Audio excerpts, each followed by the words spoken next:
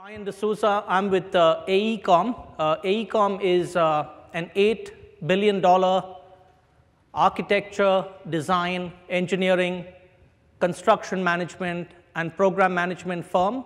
We are about 45,000 employees in about 140 countries. And the major markets that we serve include transportation, water, energy, environment, buildings, and government. Okay, that's essentially who we are. A little bit on my background. I've been with AECOM for a little over 2 years now, and prior to AECOM, I worked with General Electric, with Siemens, as well as with IBM. So let's jump into sustainability, and what does that really mean to AECOM and to our clients? So to AECOM, it's not an add-on. It's really integrated with everything that we do in terms of the services that we provide our clients. It is a way we operate as a company, both to reduce waste and reduce consumption. And it's also a point of view. It's the way we look at the future. What does it really mean to our clients? It's all about doing more with less. And Matt talked about that a little earlier. You know, how do you do more with less? And how do you leverage and use M2M technologies to essentially accomplish that? It's also about minimizing waste. And for our clients, it's certainly an investment decision that they need to make. So let's talk about SMART, right? SMART is based on a very simple and fundamental principle that better information can lead to better decision making and therefore better outcomes. So if you have better data and better information, you can really make better decisions, and that can result in more positive outcomes. The way we define SMART is self-monitoring, analysis, and reporting technologies. And it is a term that we believe that can be applied to any asset in our industry.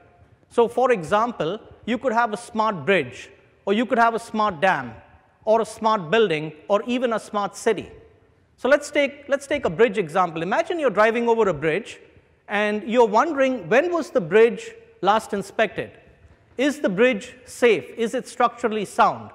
In the case of a smart bridge, it is being continuously monitored in real time and is able to alert you on its changing conditions.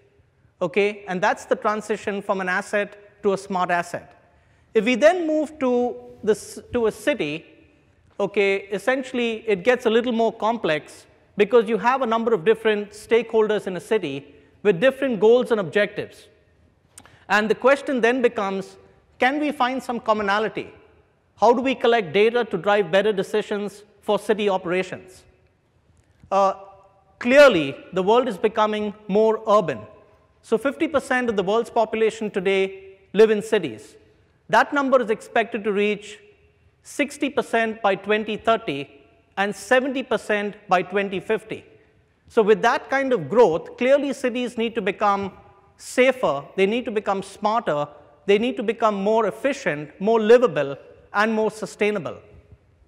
The climate is changing, and with climate change, you know, cities consume approximately 2/3 of the global energy consumption, and cities also account for about 70% of global CO2 emissions.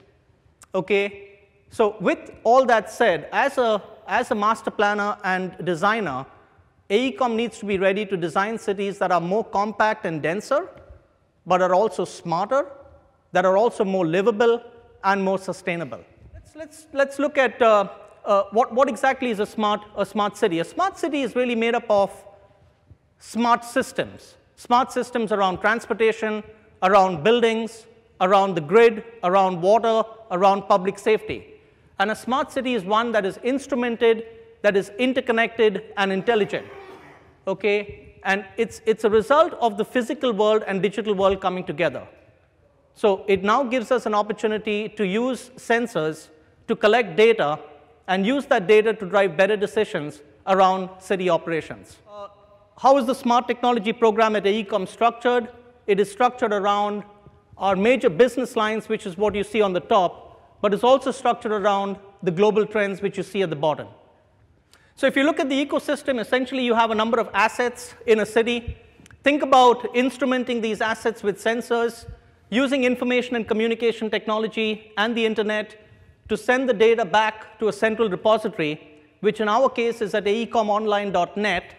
This is where we collect the data, and then by using analytics, along with the data, we are able to provide client services. An example of client services would be asset monitoring services.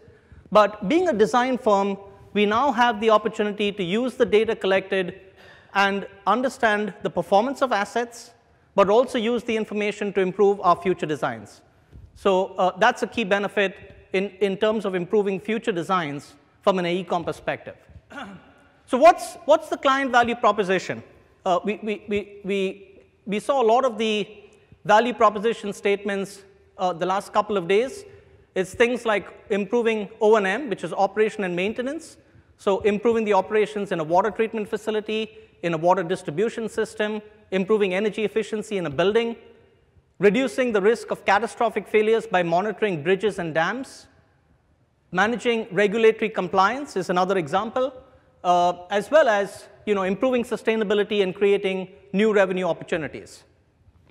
In terms of enabling the ecosystem to get, to drive towards a smarter city, essentially what we're looking at is, from a stakeholder's perspective, the client value proposition. We're looking at the ecosystem in terms of the different systems within a city, and finally the capabilities that one needs in order to drive towards remote monitoring and a smart city solution. So things like using sensors on assets, collecting data, using a communication network, transporting that information, and then combining it with analytics to drive better decision making. So for example, in some of these areas, we would work with partners like Cisco, around the data transport layer, and with companies like IBM around software and analytics. So along with this ecosystem, we would have a partner ecosystem that really enables the overall solution. So I'm going to just quickly go over a couple of projects and examples. This is a case where we're doing water quality monitoring. So both water quality monitoring as well as leakage detection. This is at a Navy base, and this is again for regulatory compliance. So remotely connecting to sensors, doing basically trends and setting up thresholds, and then getting a number of alerts, alarms, and reports, which we then provide our clients. Another example is construction noise and vibration monitoring. So we do this both in cities as well as in residential areas. Imagine a construction project, and as part of the construction project, there is a lot of noise and vibration. As per regulatory requirements, right, you cannot exceed the noise and vibration thresholds. So we can do monitoring in order to set those thresholds in order to get alerts, to better manage regulatory compliance. Another example is around bridge monitoring. So this is bridge health monitoring for a number of bridges in the New York area, essentially focused on bridge scour monitoring. So over here, we are assessing and reducing the risk of catastrophic failures, but we are also reducing the number of underwater diving inspections. The next example is around air quality monitoring. So in this case, it is air quality monitoring either at an industrial facility or a city. And again, we set up thresholds, we get alerts, we use the data for modeling, we use the data for reporting, and most importantly, to manage regulatory compliance. The next example is around buildings and using monitoring and energy monitoring in buildings in order to improve the energy efficiency in the building itself. And over here, AECOM designs new buildings, but we also look at energy consumption and utilization in buildings post-occupancy, something what we call post-occupancy evaluation. So in this case, we are able to then compare as designed with as operated. We can provide recommendations to the asset owner, to the building owner to improve energy performance, but then we can also use this information to improve our future designs. The next example is around transportation, and this is a project with the New Jersey Department of Transportation. It's around intelligent transportation, so it's really focused on improving traffic flows, reducing congestion. It also provides a platform to enable multiple agencies to communicate and collaborate. In this case, it is collaboration between public safety and transportation, and providing a platform to do that, as well as providing more accurate and more updated traveler information in either the online mode or using 511. So the next example is around public safety, and over here, AECOM is involved with the design of intelligent operation centers. Okay, so this is an emergency management center, and we provide the design not only for the physical security of an asset or facility, but also setting up and designing and operating these intelligent operation centers. So a couple of thoughts in terms of considerations, right? So analytics is important, okay? It is important only after we understand what is the problem that we are trying to solve and what's the approach to solve that problem, okay? In terms of technology, the technology is available, and essentially technology will work and is working. But does an ROI exist to support the technology investment? That's an important question. What are the commercial terms? The commercial terms don't really exist today for smarter city opportunities and projects. Okay, it's yet evolving. Data integration and normalization across different domains is certainly not an easy task. Okay, it's highly complex, and one needs to work through that. And finally, data privacy, data security, data protection is only going to grow in complexity. Okay, so these are some of the trends and considerations. From a stakeholder perspective, think about a city having different stakeholders: people in public safety, people in transportation, in water, in electric utilities, in government. Just imagine trying to get all these different agencies to work together.